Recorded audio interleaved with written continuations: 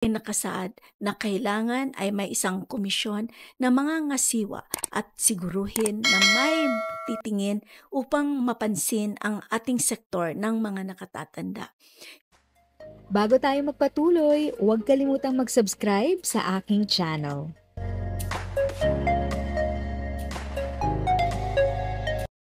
Thank you sa pag-click ng aking video. Good day po sa lahat ng mga nanonood. Sa mga bagong viewers at napadaan lang, by the way, I'm Tita Eda. Welcome to my channel.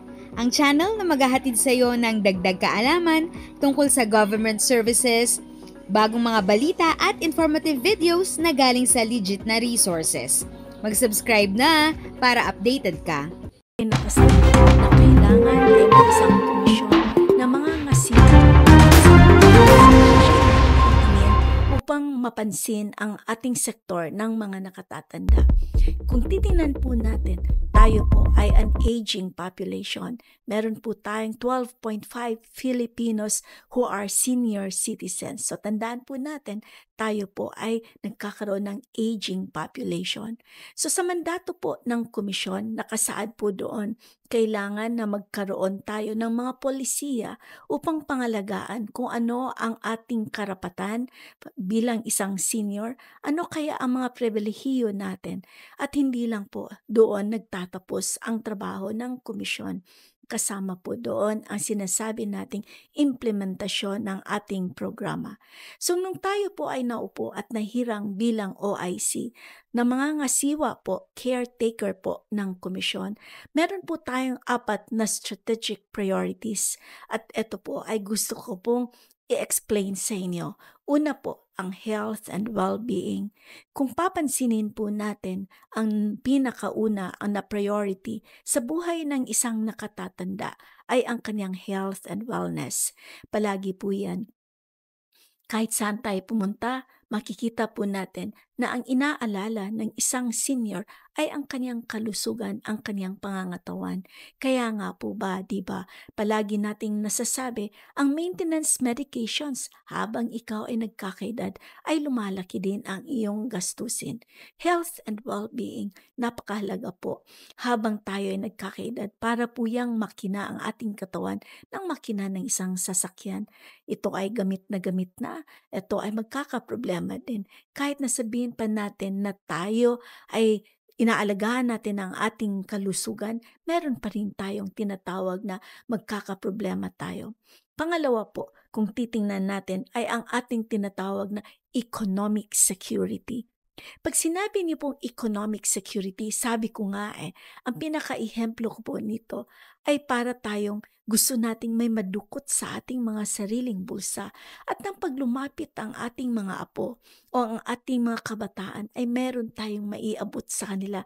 Naalala ko po nung ako sa kabataan ko, tuwing bibisita po ako sa aking mga lolo at lola, ay tuwang-tuwa po ako pagka meron silang iabot na lollipop sa akin. So ganun kababaw ang kabataan. So economic security. Subalit, mahalaga din po kasi pag may sinasabi tayong economic security, mahalaga din po ang ating capacity, yung tinatawag po nating livelihood opportunities. Pangalawa po yan sa pillar ng ating pinaprioridad sa NCSC. Sabi nga po ng ating administrasyon na to, ng ating Pangulo, na kailangan ang mga nakatatanda ay maging aktibo at sila ay maging kaparte ng nation building. At mahalaga po na pagka nagkaroon tayo ng mga oportunidad upang makapagtrabaho ang ating mga nakatatanda, mahalaga po na sila ay maging productive. Nakikipagsulong po tayo at nakikipagtulungan sa DOLE, Department of Labor and Employment. Very soon, we will also have them here as our guest. Kasama po ang TESDA for our skills and development. Tawag nga po niyan retooling and reskilling. Pupwede naman kasi na nung kabataan natin ay heto yung ating ginagampanan at sa pagretiro natin ay pwede pa rin tayong maging aktibo upang maging haligi tuloy-tuloy sa ating lipunan. At pag sinabi po natin na job opportunities, meron pong batas na nakaumang. So, if you were following up the news nung Disyembre po, may inilabas po ang House of Representatives. Ang sabi po doon, equal job opportunities for our elderly population. So hindi lang TESDA ang kasama natin, kasama din natin ang Department of Tourism. Bakit po? Ang Pilipinas ay napakagandang bansa. Meron po tayong maraming mga tourism-rich destination areas. Ano nga po kaya kung ating mga nakatatanda who are interested to be engaged in tourism, sila ay magbigyan ng opportunity na sila ay tatao dun sa ating mga cultural heritage sites. Hindi po ba? Magiging maganda po yan kasi sila po ay hitik na hitik po sa kaalaman at history ng ating bayan. So hindi lang po yan, iilan lang po yan sa ating pinagkakaabalahan sa NCSC. Ang sabi nga natin, kailangan ang approach po natin sa ating mga programa ay holistic. Ina-address po natin ang 4 na haligi ng pangangailangan ng isang nakatatanda, ang kanyang health and well-being, ang kanyang economic security, at ang pangatlo ay tinitingnan po natin social inclusion and participation. Alam niyo po, meron pong pag-aaral sa siyensya. Habang ang isa po ay nagkakaedad, kailangan ay mayroon siyang feeling of belongingness at hindi siya mapapag-iwanan. Mahalaga po na maging aktibo siya. Meron nga tayong sinasabi, social prescribing. Alam niyo, bilang isang manggagamot, I'm a medical doctor by profession. Mahilig tayong mag-prescribe ng mga gamot. Subalit, meron palang tinatawag na social prescription for depression, for loneliness and anxiety. Kailangan lang pala socialization. Pang-4 po ay tinatawag nating accessibility to government services. Pag sinabi po nating accessibility, kasama po natin ang Department of Health sa adhikain na ito. Lahat po ng programa para po sa ating mga nakatatanda dapat po ay madaling mapuntahan at ito ay madaling ma-access ng ating mga elderly population. Maya-maya po, tatalakayin po natin ano yung experience natin nitong huling halalan. Yan po, no? Mapapansin natin. Pag yan ay pinag-aralan natin, makikita natin na yan pala ay kailangan accessibility in all programs of the government. So titingnan naman po natin ang mga programang iyan. Yan po ay inilagak natin via our community-based care centers. Gusto lang po namin na ilapit sa inyo ang ating mga serbisyo. Kasama po ang whole of government approach.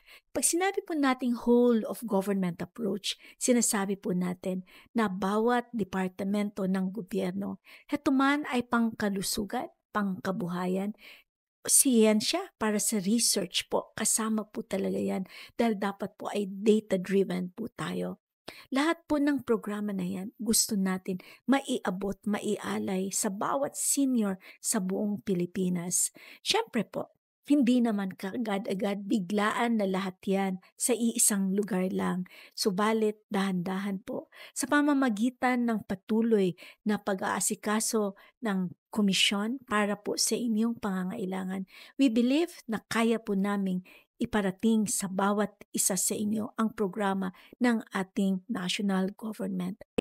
If sa tingin mo, natulungan ka ng video ko na ito, nakasave ka sa oras mo, you can click yung thanks button at any amount ay malaking help sa pag-grow ng channel ko. Yun lang po muna ang aking update. Sana ay nakatulong na dagdag kaalaman ang aking shinare today. Ang goal ng aking channel ay mag-create ng awareness. Kung ganitong mga topic ang gusto mo, panoorin mo ang mga videos ko na ito.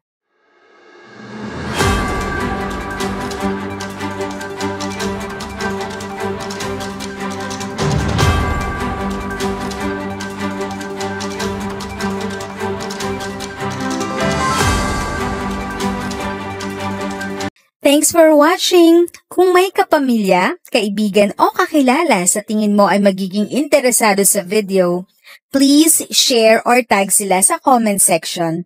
At syempre, if nagustuhan mo ang video, i-like mo na ito at subscribe ka na din.